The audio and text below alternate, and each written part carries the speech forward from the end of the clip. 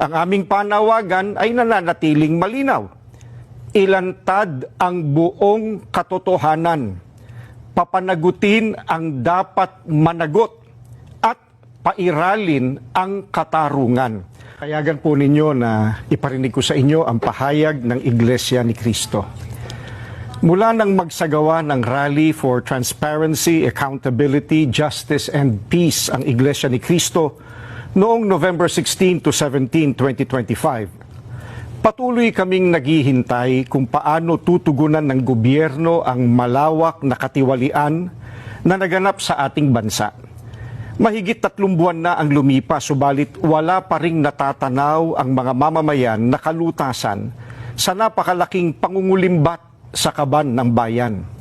At sa halip ng mga salarin ang hanapin at usigin, ay ang mga nagbibigay ng impormasyon at tumitestigo laban sa kanila ang kinakasuhan at ginigipit.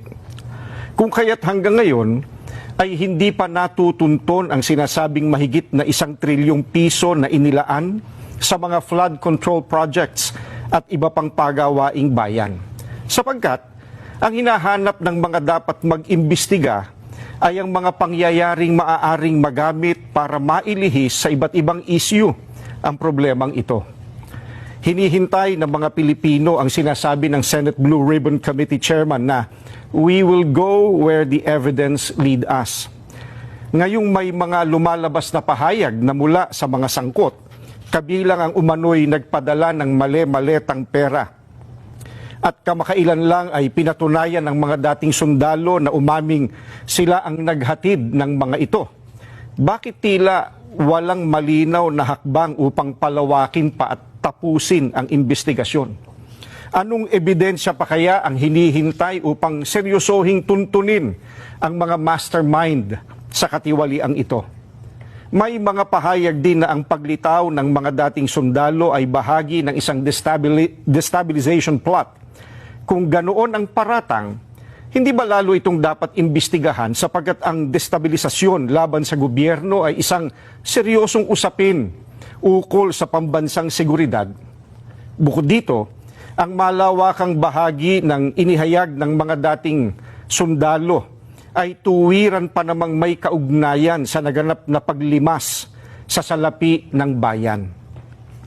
Matamang naghihintay pa rin ang sambayanan kasama ng milyon-milyong Pilipino sa buong mundo at maging ng mga international media at iba pa na nagmamasid, ang mga kaanib sa Iglesia ni Cristo ay patuloy na nakabantay. Maling isipin na nalilimutan na ng mga Pilipino ang isyong ito sapagkat ang pondong pinag-uusapan ay mula sa buwis at pawis ng mga mamamayan. Ang aming panawagan ay nananatiling malinaw. Ilantad ang buong katotohanan. Papanagutin ang dapat managot at pairalin ang katarungan upang maibalik ang tiwala ng bayan at maitaguyod ang tunay at pangmatagalang kapayapaan at pagsulong ng Pilipinas.